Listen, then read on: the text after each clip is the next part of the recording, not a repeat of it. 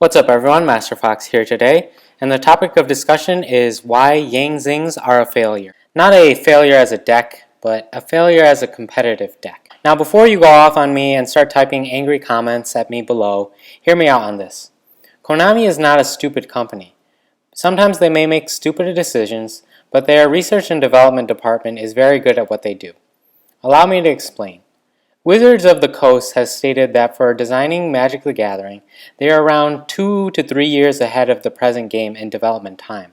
With this in mind, I also expect Konami to be on a similar timeline, working and planning way far ahead with the metagames pretty well tested in most cases. The meta is as it is because Konami designed it that way.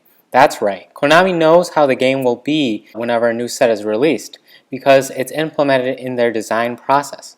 Barring several exceptions such as Teledad and Return Dad, I think Konami has developed and implemented the metagame for the large part. This is easiest to see with a set like Duelist Alliance, where immediately after it was released, the meta became Shaddoll, Burning Abyss, and Tellarknights. And guess where all these decks came from? That's right, the set that was just immediately released, Duelist Alliance. This is a clear example of Konami's design implementation in action. We have the Fusion deck in Shaddolls, the XYZ deck in Tellarknights, and Burning Abyss was a second XYZ deck that was TCG exclusive. I'll kind of ignore Burning Abyss in this discussion since they were only TCG exclusive, so let's return to the original point of the video. Zings also came out in this set if you guys remember, and I assume they were meant to fill the third slot of the meta. They were meant to be the synchro deck of the triangle format, and Duelist Alliance was supposed to feature a meta of the triangle, as I mentioned, of Fusion, Synchro, and XYZ through Konami's plan, but that didn't pan out at all. All this may be assumption, but I think it's a valid assumption founded on some generally good objective observations. Konami's design plan had therefore failed.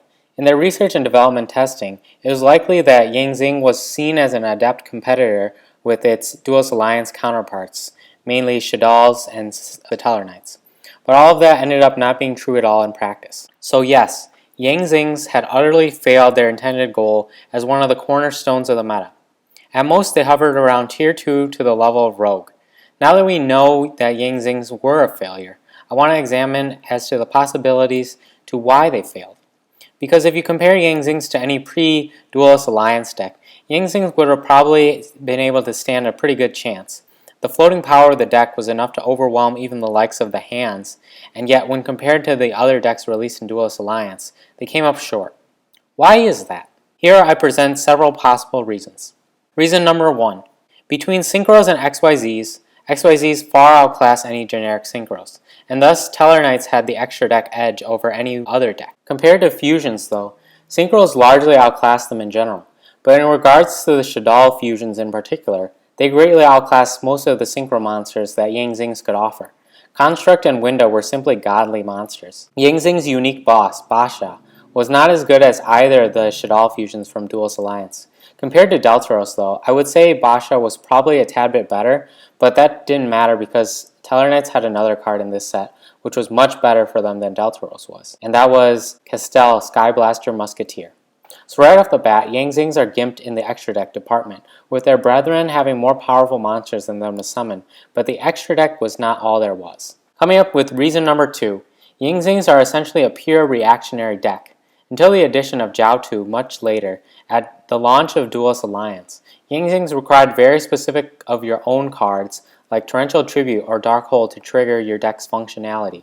Outside of that, they relied solely on the actions of your opponent to destroy your Zings, which is simply bad Yu-Gi-Oh!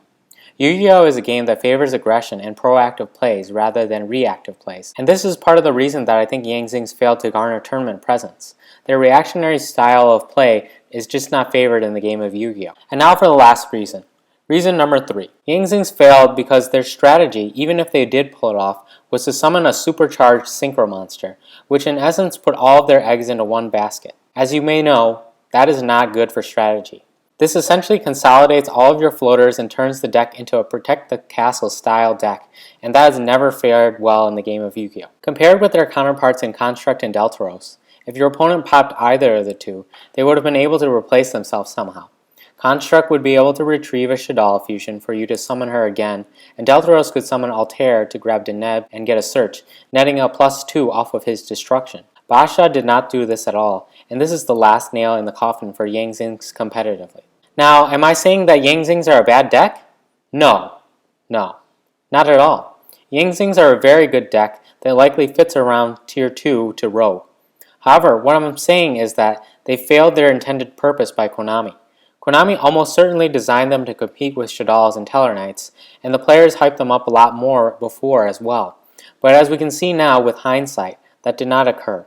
The problems with the deck that I mentioned were too much of a burden for it to compete, and that essentially leaves the metagame after Duelist Alliance of the trio in the TCG at least, and then the OCG it was just Shadals and Tellarknights. So these were just my thoughts as to why Yang Zings failed at the competitive level. Tell me what you guys think in the comments section below. Give this video a thumbs up, and I will see you guys in my next video. Thank you.